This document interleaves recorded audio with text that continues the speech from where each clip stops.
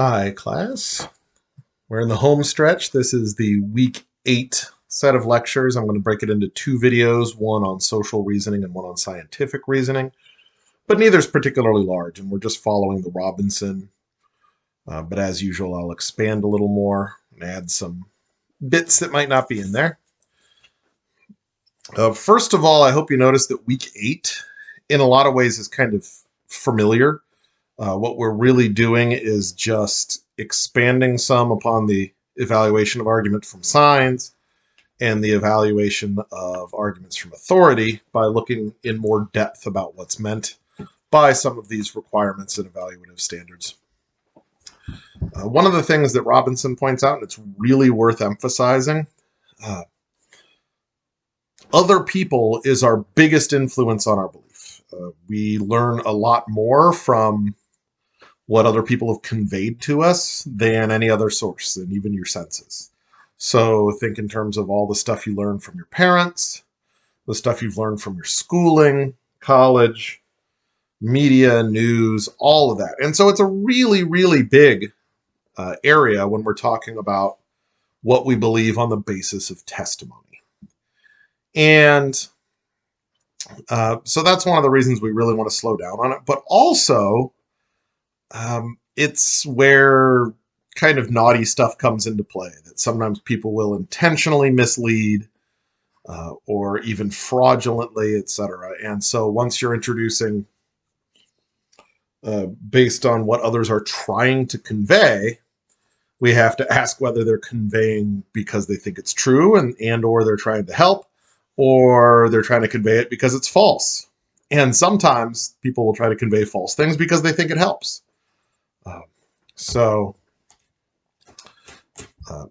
Depending on how emotionally invested in the reasons we are. But anyway, all of Robinson's going to tie this all into kind of a nice, neat package in terms of evaluation called the credibility assumption.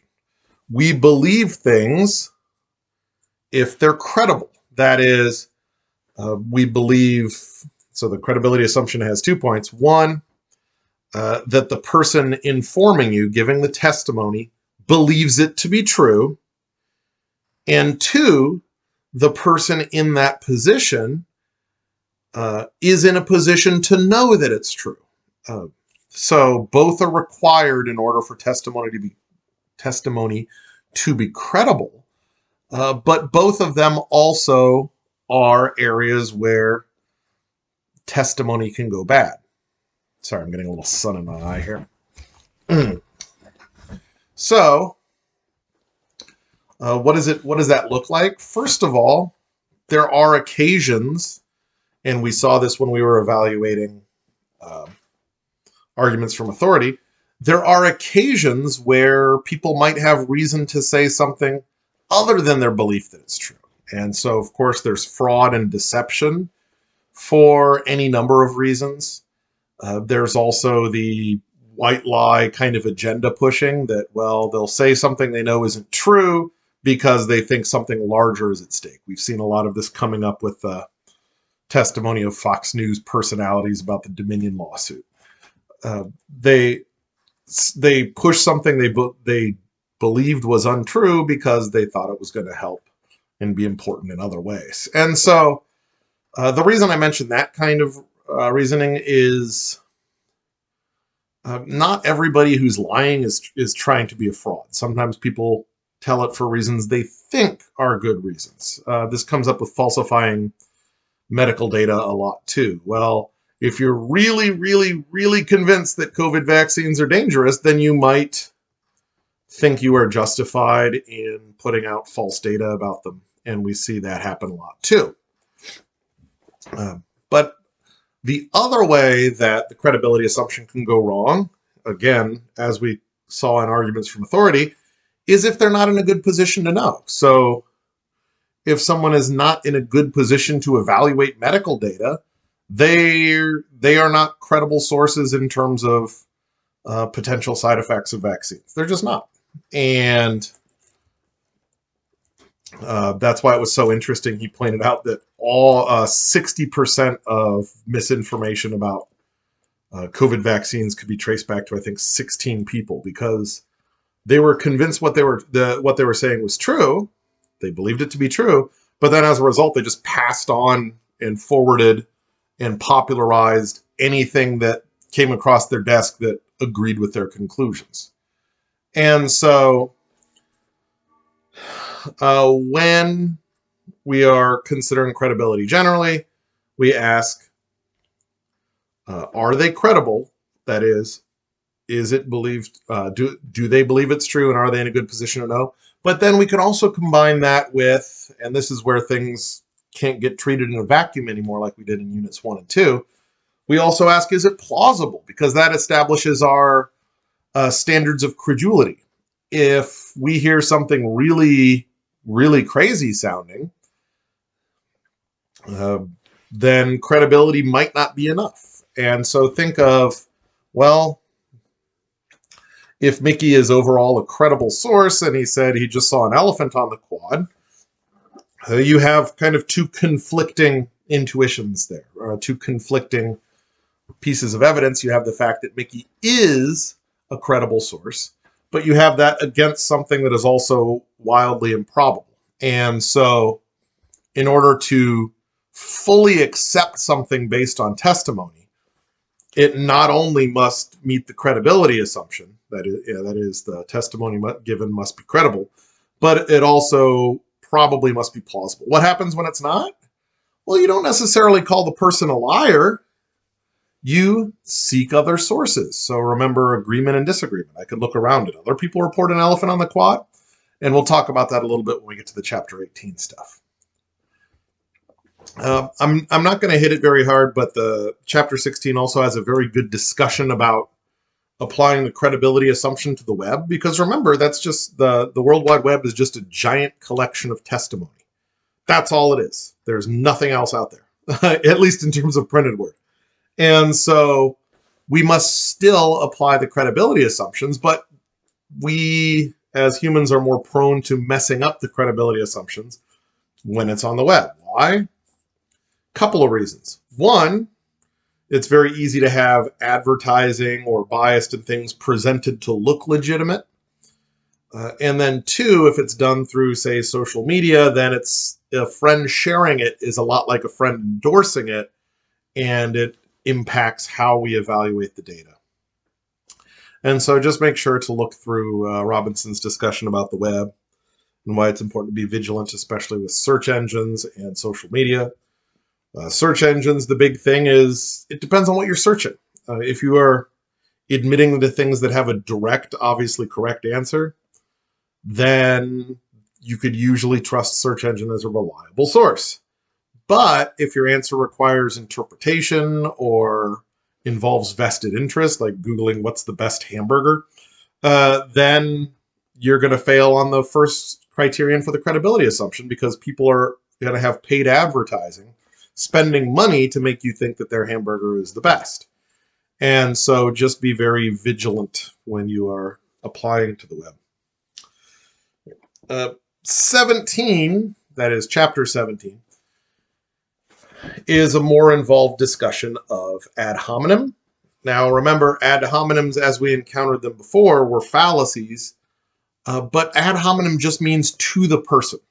And so it's worth getting into a little more detail. Like all of the other fallacious argument forms we encountered, there's versions that are fallacious and versions that are not. And so it's important to separate them out in a couple of ways.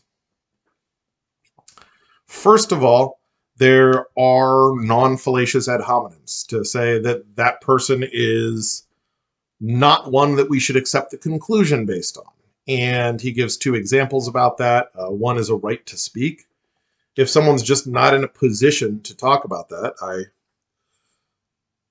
have an acquaintance who does this quite often about racial, perceived racial bias in law enforcement. And he's a white guy talking about why these are not correct, and he seems to be overstepping his bounds sometimes and unable to speak to those degrees. Doesn't stop him.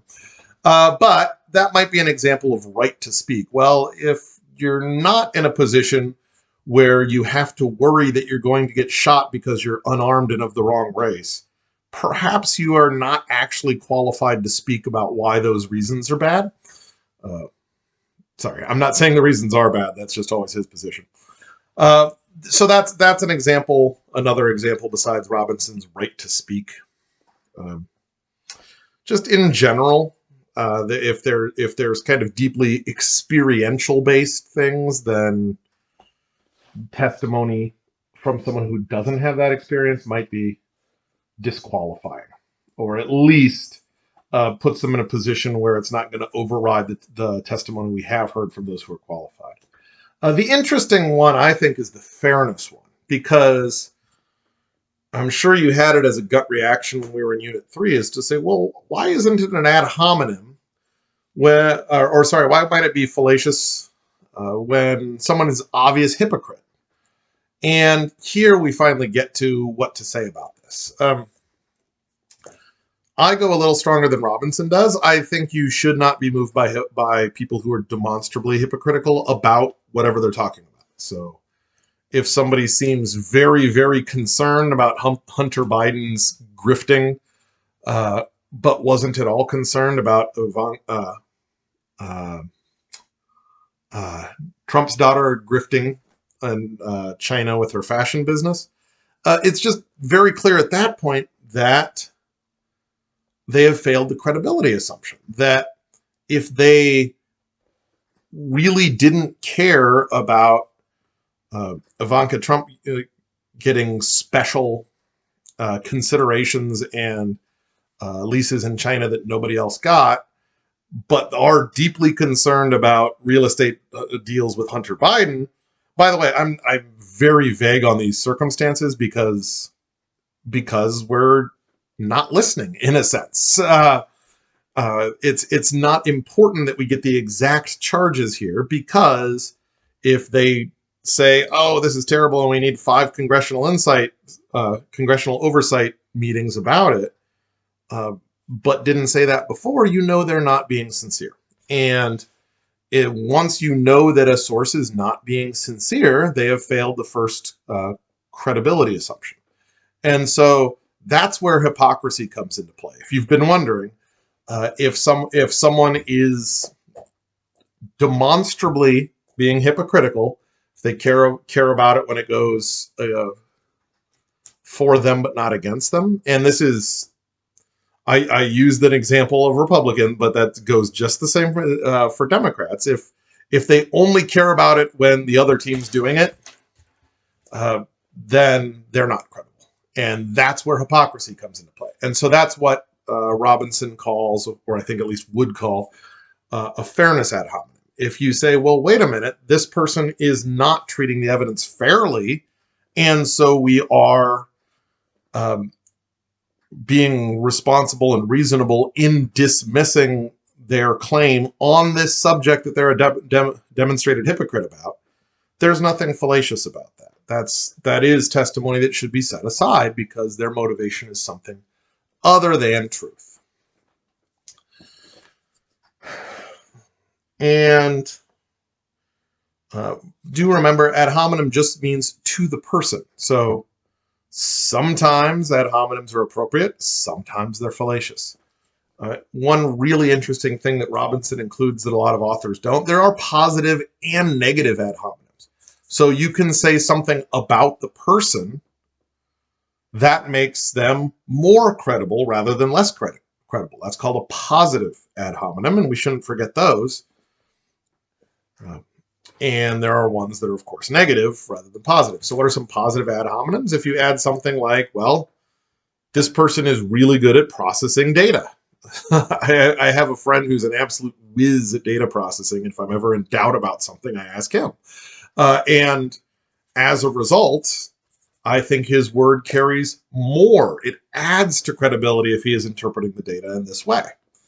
Or if somebody is known to be particularly honest or objective. So there's plenty of positive ad hominem about there because you're just saying something. Remember, ad hominem claims are just about the person in a way that impacts their credibility. That could be positive, could be negative. And this is where you could probably sneak in some of the stuff I said in last unit. Well, if MSNBC says something very positive about a GOP candidate, it's very likely true. Because they are more likely to report the negatives, and then vice versa with Fox News. So those are what I wanted to say about ad hominem, or Chapter 17. Lastly, remember, Chapter 18 reminds us that agreement and disagreement are a form of evidence. So go back to the example I gave. If you find it implausible that Mickey's testimony that there's an elephant in the quad, but then you hear it a second time, that is agreement. Well, now things are very, very, very different. Why? Don't forget your inference to the best explanation. If just Mickey told you that there was an elephant in the quad, you might think there's better explanations than there actually being an elephant in the quad. Say he's running some weird experiment, or just making some sort of joke, or you had some odd hallucinogenic reaction with some medicine. Those might be more likely than an actual elephant in the quad. But a second person tells you, and let's say that second person doesn't even know who Mickey is.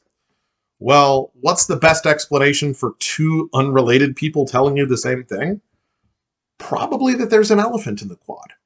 And so agreement, depending on the nature of agreement, can be a huge piece of evidence or a small piece of evidence. So what would a small piece of evidence be? Say one of Mickey's friends tells you there's also an elephant in the quad. Well, maybe they work something out.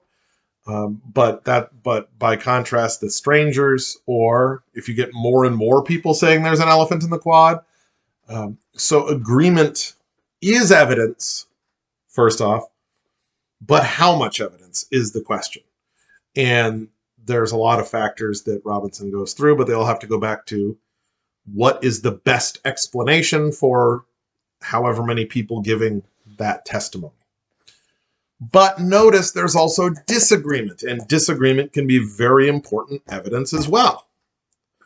So if I walk in and say to my good data processing friend, there's an elephant in the quad, and he says, no, there's not, I'm actually much less certain of my position than I was before, because perhaps I was hallucinating.